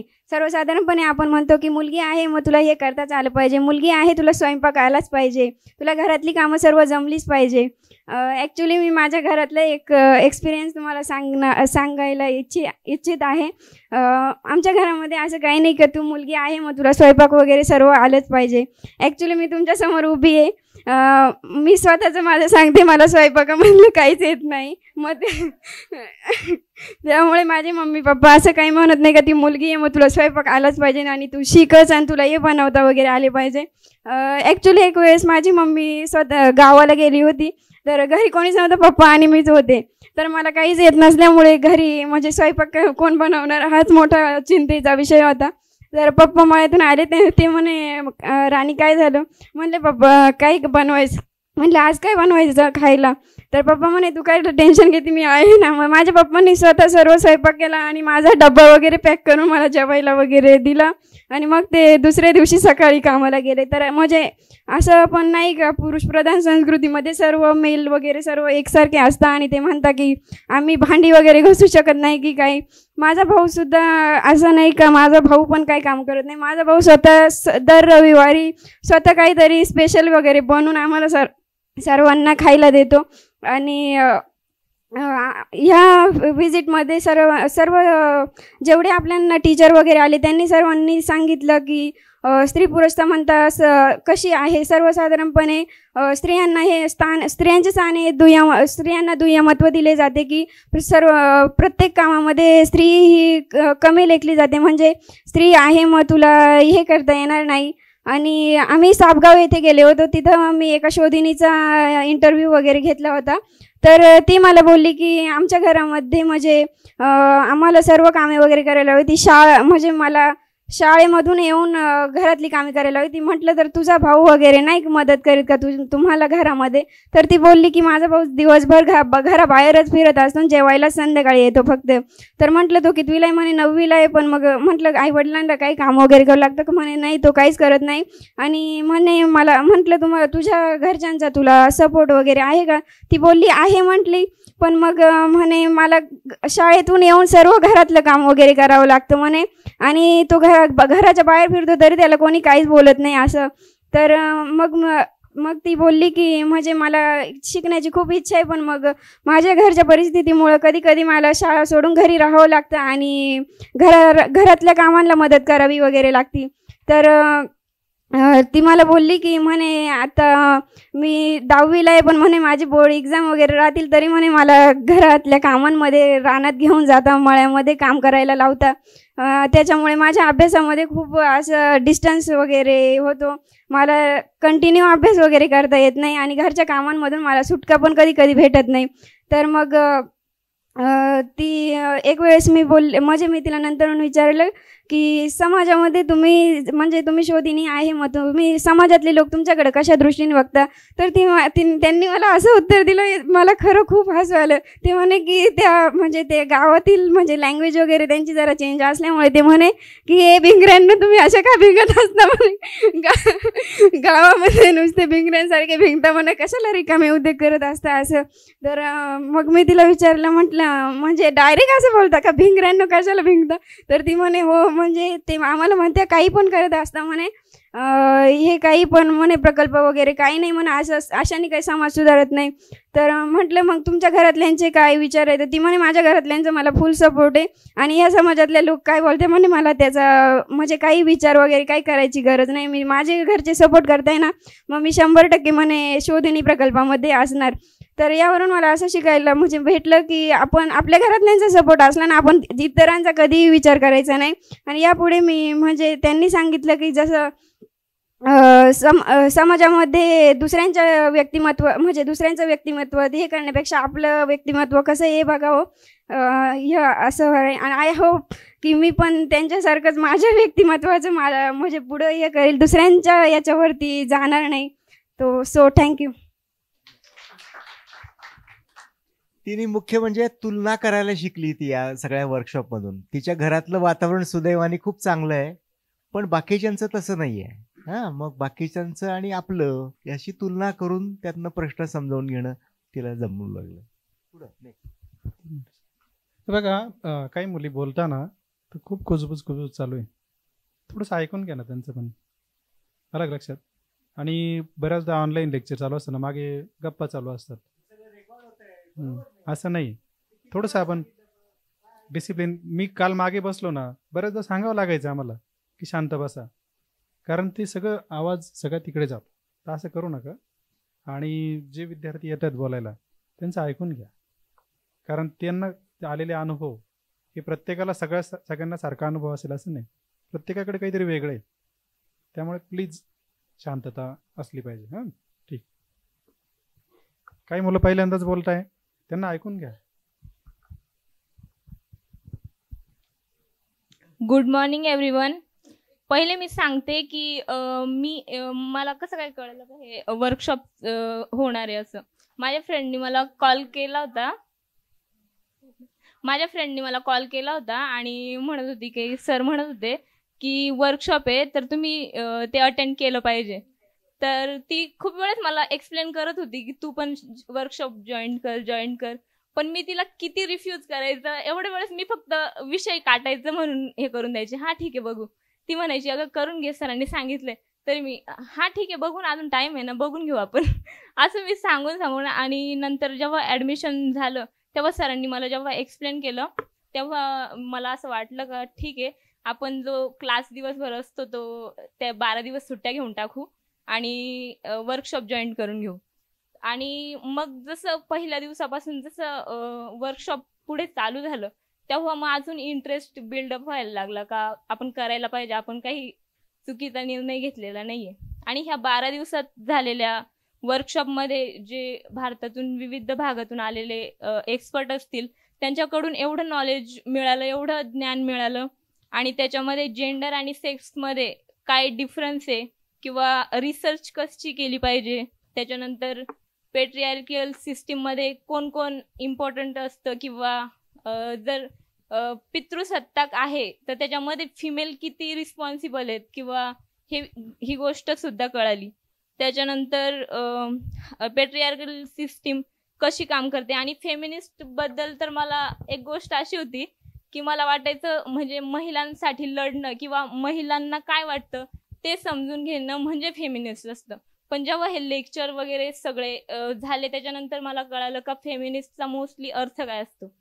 आणि याच्यानंतर ह्या वर्कशॉपमुळे मला म्हणजे मी पुढे आयुष्यात काय करू शकते किंवा आपल्या समाजातल्या ज्या समस्या आहेत त्या कशा आपण सोडू शकतो आणि त्याची सुरुवात आपल्यापासून करू शकते. आणि ह्या पूर्ण दिवसामध्ये झालेल्या वर्कशॉपमध्ये आता जे लेक्चर चालू होणार आहेत आमचे सोशोलॉजीचे, मी सायन्स बॅकग्राऊंडमधून आलेली आहे आणि याच्यामुळे माझा इंटरेस्ट बिल्ड झालाय की आता सोशोलॉजी आपण घेतलंय, आता सिमिलर टू होणार आहे.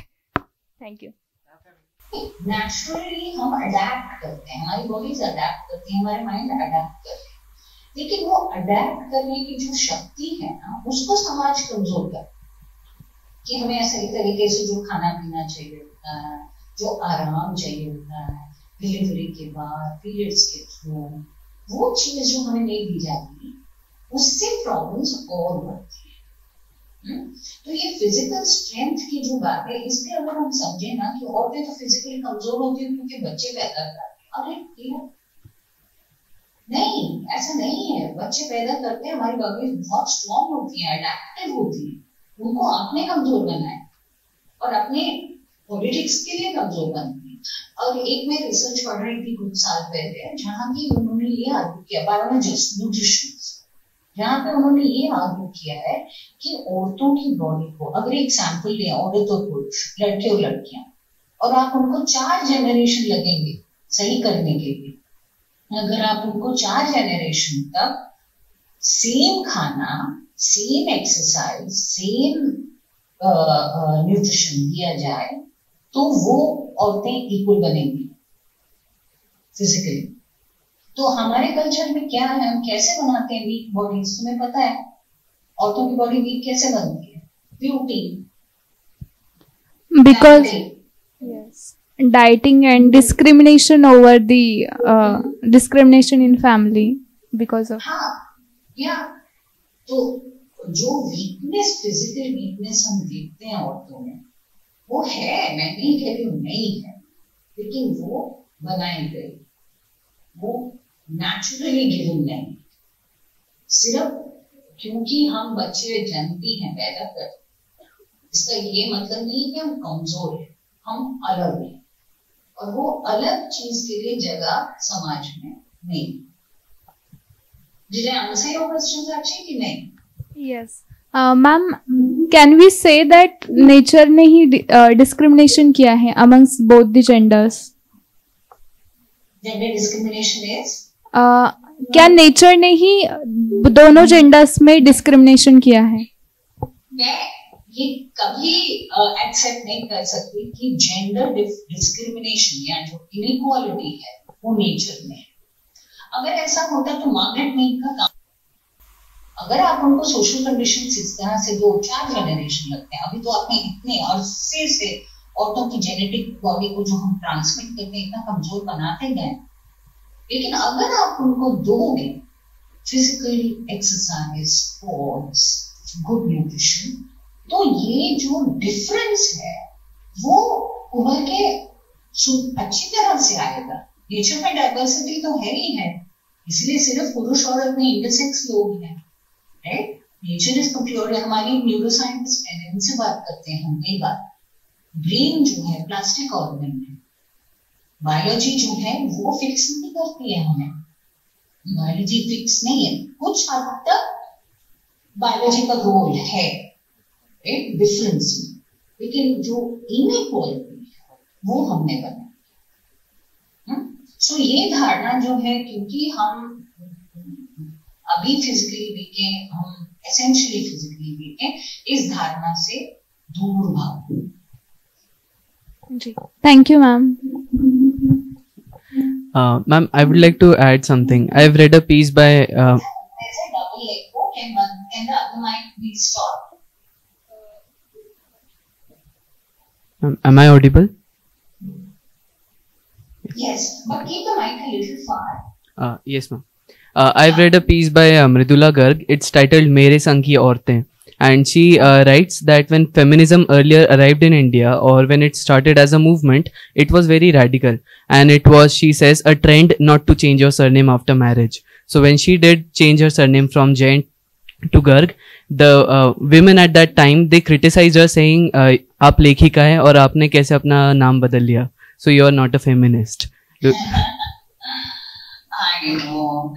So यही तो थोरेमोआ की बात आ गई ना कि feminism has also become prescriptive. Feminism has also become normative. मैं तो ये मानती हूँ कि सरनेम नहीं चेंज करना चाहिए औरत को, लेकिन एक अगर औरत सरनेम अपना चेंज करती है, लेकिन उसकी जो एक्शंस हैं, उसके जो डिसीजंस हैं, वो जेंडर पर्सपेक्टिव से एग्जामिन करती है, तो definitely she should we have to take it and say कि हाँ वो उनके लेखन में क्या वो दे। लेकिन मैं भी ये मानती हूँ कि औरतों का अपना सरनेम नहीं चेंज, क्योंकि क्यों पता है, सिर्फ एक टोकन के लिए नहीं, क्योंकि जीनियोलॉजी जो है बच्चों की वो फादर के नेम से आती है, वो सबसे बड़ी प्रॉब्लम है। उसकी डीप थिंकिंग क्या है उसके अंदर कि हाँ लड़का ही वंश चलाएगा, और वो तो सिर्फ एक टूल है, साधन है लड़की प्रोड्यूस करने का।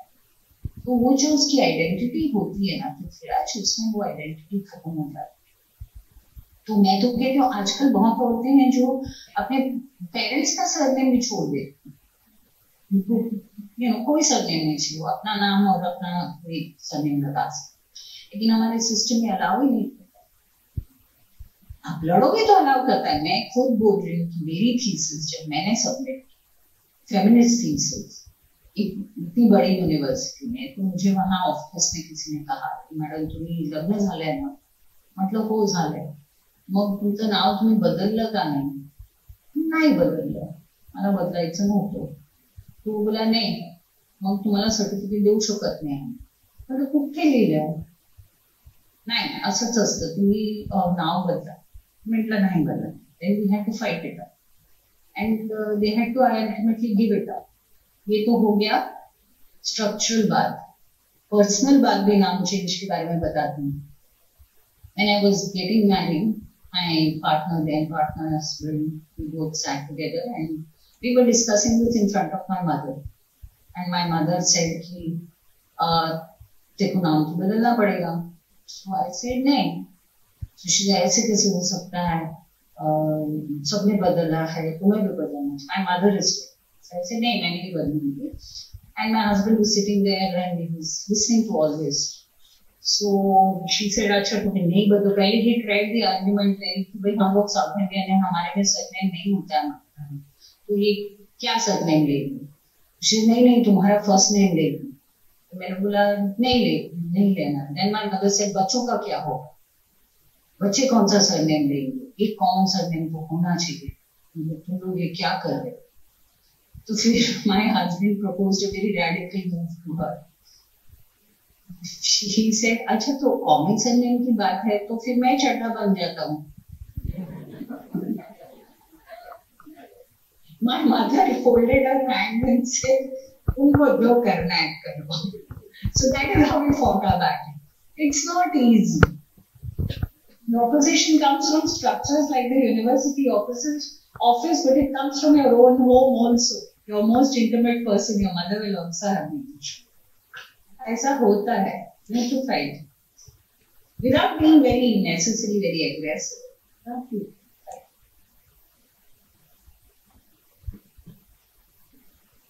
Hello, ma'am.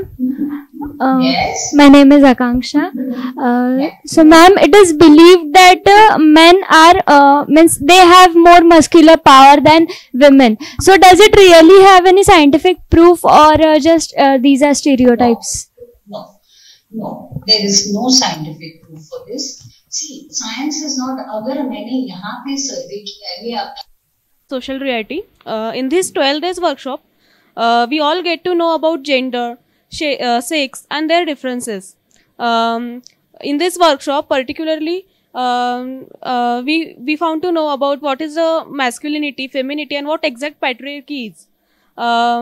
We learn different type of research method like participatory action research, focus group discussion, qualitative methodologies, quantitative methodologies, and from this method we can do a research. Now we all know that how to do research. We know what are steps to do research. We have in this workshop we have every sessions and activities we get, and from these activities we get so much of knowledge. We also found to know about ethics of research. In research, if we are doing a research, there is a ethics. So this small thing we know from this workshop, that if you are researching, you have to follow some rule or regulations. Then we get to know about some new books like लड़की क्या है, लड़का क्या है, लड़की क्या है, and understanding gender by Kamla Bhasin. In our every session, we understand different methods of research, gender role, gender mapping, about feminist research, what is feminism, and so on. So this workshop is just not theoretized. There was a practical study also. Like on 18 and 19 we have our field visit. On 18 we have field visit in Sapgaon and Ambai, And then on 19 we have visit our Bal Nyay Mandal and Bharosa Sel. Then we get to know exactly about what is a research. We found to know about we are also part of the researcher, and the big misunderstanding which we everyone have that research only do by education, or the one who is educated can do research. But now I understand that research can do by common people also in the participatory research method. And then I think because of this workshop, we started to think out of the box. Now our thinking is not limited to box only. And I'm very thankful to Professor Sanjay Savle sir and teachers of Department of Sociology. And I'm very grateful to know about all new things and will try to implement this skill in future. Thank you.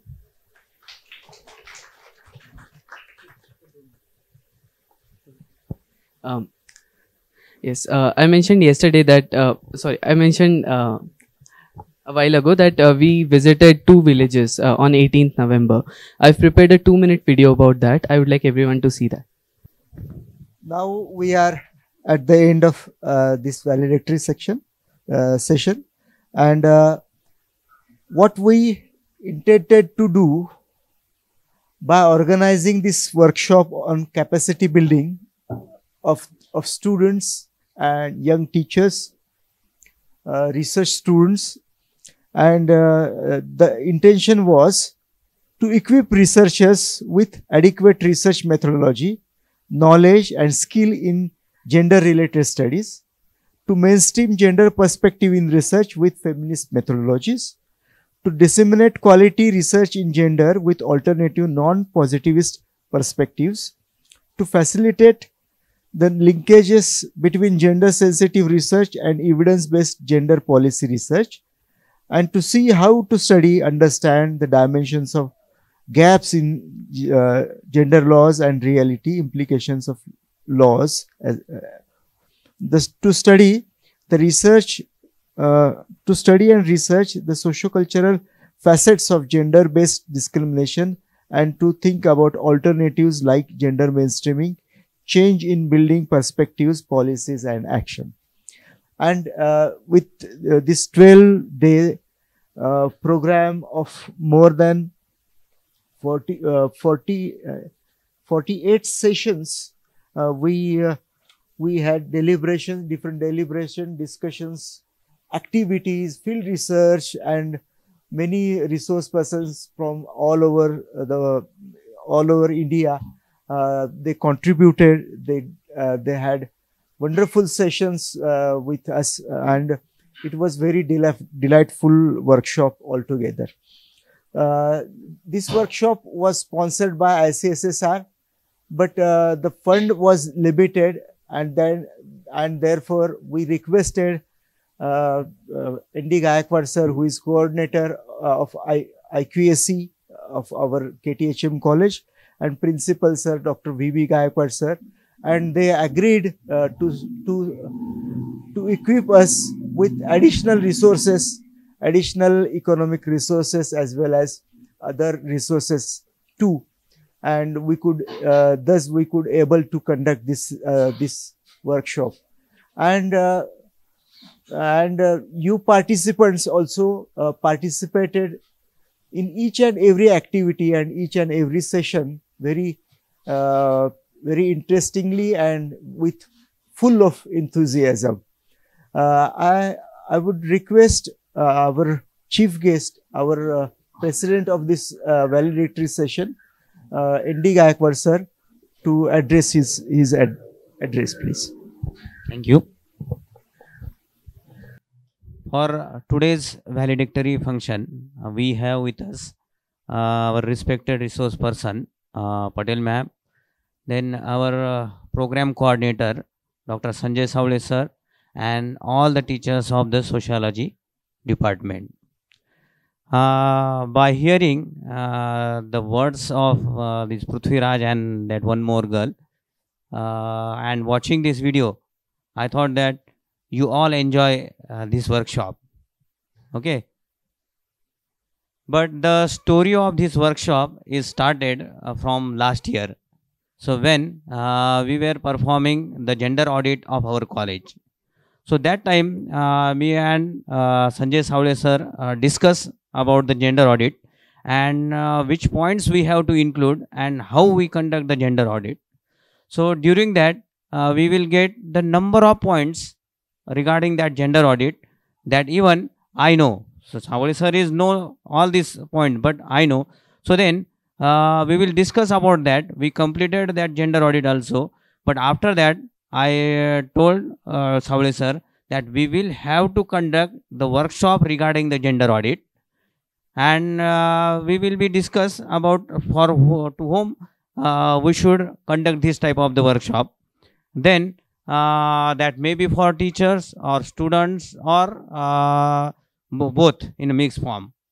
But finally, so when the Savle sir applied for the funding to ICSSR, then that time we will be discussed about to conduct this workshop nearly 10 to 12 days, and for that workshop we will get the grant. Okay, and then he planned this workshop regarding all the gender related issues, so that Prithviraj will discuss. So in that 48 sessions, which topics are discussed and which topics you can understand, or which type of the gender related problems or the social issues are there that you can easily understand from all these 48 sessions. So then here the workshop is not ended. Okay, so only whatever points, whatever gender related issues that you can understand from this, so that theoretically you can understand, but you from that research methodology you must know which are the problems are surrounding to you. So you have to find out that problem, and then on that you have to work. You have to go through that research methodology that here all these resource person taught you. So you apply that, you can find out the problems. On that problems you can find out the solution by using the different research methodology, and then you can prepare the report, and that report we may submit. You have to submit this to the college, and we will be submitted that report to the particular officers or the agency, and on that they may be work. Okay, so then from here our aim is to have the ambassador from our college to go in society and do the research regarding these gender related issues. So that is our aim, and I think in these 12 days you can easily understand how to perform the research regarding this gender audit. Okay, so then we need the output from your side, because we are providing you all type of the resources. So you just have to work on that, and then you have to provide us the output regarding this. So that is the output of this 12 days workshop. Okay, so for all this I give the best wishes for your journey and all type of the research. Whatever help you need, so that will be provided by our college and the sociology department. Thank you very much. Thank you, Gaikwad sir. We will stand to your expectations. More than 70 students and research students participated in this workshop. 6 out-of-state resource person and many other resource person from different universities, and 6 local students, local resource persons also participated and guided us. So it was a nice workshop, and we will what Gaikwad sir says, like that we will continue this this work hereafter, even after this workshop. What we have earned, what is the outcome of this research capacity building workshop is that a girl Swati Ahire. She said that what we will learn is that listening to the silence, that quality we earn with this workshop.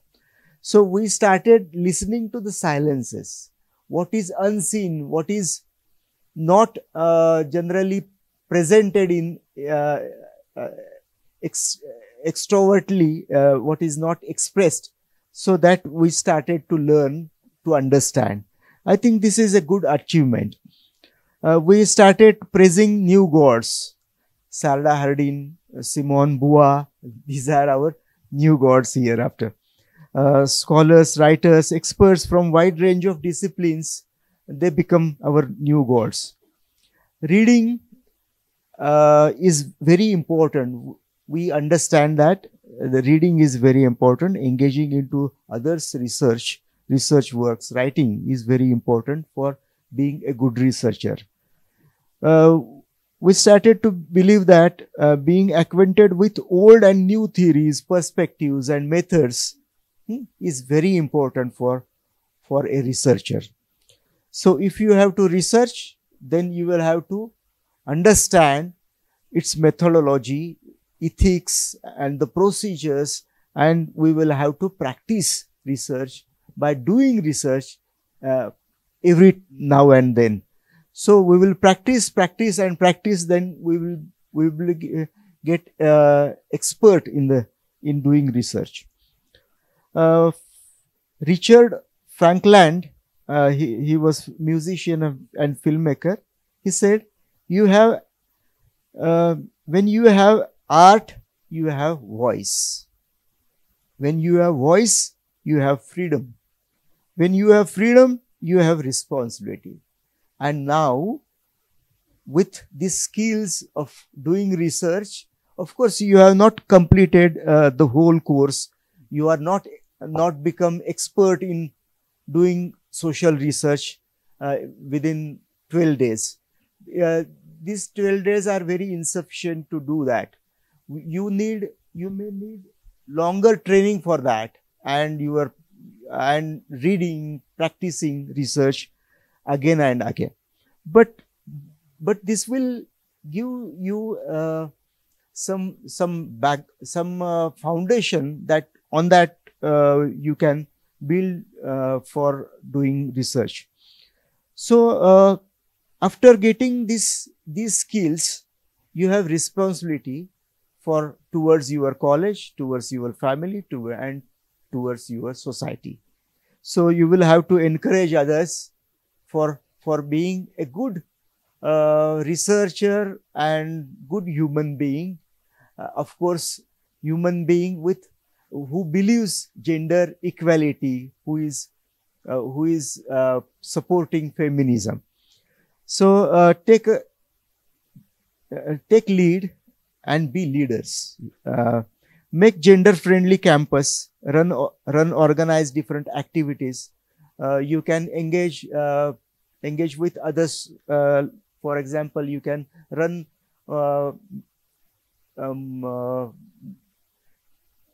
film club like that. For Erin Brockovich or Mirch Masala, you can show these movies to other students and encourage them, and make them to think about gender and feminism and gender mainstreaming, gender equality. You will also engage yourself in doing gender audit of the college, and I'm sure that you will be empowered, and you will get others empowered as well. So thank you, Patel madam. I request now Krishna Wagh madam to address vote of thank and conclude this session. Thank you.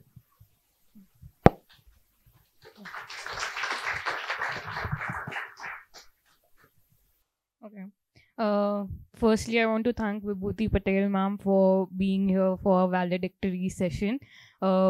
Thank you for summarizing the entire session so comprehensively and so easily that I am pretty sure our students are reminded of all the 12 days in one PPT itself. Thank you so much. Secondly, I want to reiterate the objective of this workshop. So the objective of this workshop was to make our students the agents of change and equip them with the necessary research skills to participate in gender research, identify gender related issues not just in campuses but in the society as well, in the society in which we all inhabit. So that was the main aim for students. And I'm sure I have observed, and so have the organizers as well, that our students have become more reflective, more responsive to their lives. They have become more aware of gender identities of their societies. And for this, I want to thank all the resource persons who have participated and conducted sessions from day one, from Professor Abha Chauhan, President of Indian Sociological Society, Professor Shruti Tambe, Head of Department of Sociology, SPPU, Professor Mary E. John, President of Women's Development Studies from New Delhi, Dr. Priya Nair from St. Theresa's College, Cochin, Kerala, Lata Bhise Sonone, a feminist and Dalit rights activist and writer, Jharna Javeri, filmmaker and sociologist, Dr. Manisha Priyam from National Institute of Education and Policy Administration, New Delhi, Dr. Anurekha Chariwag from University of Hyderabad, Advocate Mrunal Bua, advocate in the Supreme Court of India, Professor Geeta Chadha from Mumbai University, and Professor Vibhuti Patel, SNDT, Mumbai, Dr. Amita Pitre, Gender Justice Lead Specialist from Oxfam, Dr. Manisha Gupte from Masoom, Pune, Dr. Vandana Palsane, Dr. Vaishali Divakar and Vaishali Joshi from St. Mira's College, Pune, Sunil Gangavne from Mumbai, Avinash Nene and Advocate Charu Sheila Kherna from Nasik, and Dr. Anaga Tambe from KSP Women's Center Study Center, SPPU, Pune.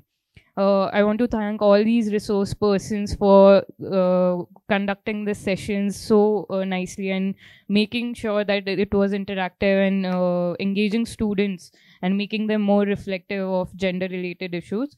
So thank you so much. We'll take some feedback from students if possible, and I'll conclude this session, this workshop. Thank you. Sorry. I also want to thank all my colleagues, all the departments, all IQAC coordinator, Professor N.D. Gaikwad, our principal, Dr. V.B. Gaikwad, sir, and all the faculty that helped us conduct this workshop over a course of 12-day period. Thank you so much.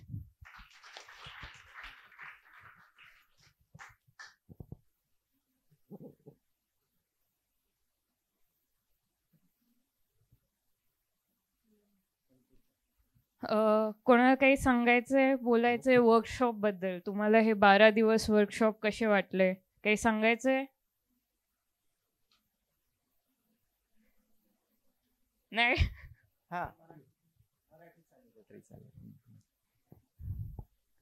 Hello ma'am, good evening everyone. This is so difficult to express the journey of 12 days in a few words and to say what it was. I think this is going to become a milestone of knowledge in my journey of life and career. This given me a lot conceptual understanding about concepts like gender, sex, feminism, masculinity, gender equality, patriarchy, etc. These are the few of them I came to know about, and here I able to clear my biases with appropriate knowledge after this workshop. I developed positive perspective towards researchers, especially feminist research or either gender researchers. This is the output for me of this workshop, and I also get new friends of various streams. I got guidance from my teachers and knowledge rich research persons, and the hidden reality of society is came in light. Thank you. So this session is over. This workshop is over. Thank you, Patel ma'am. Thank you all. Bye.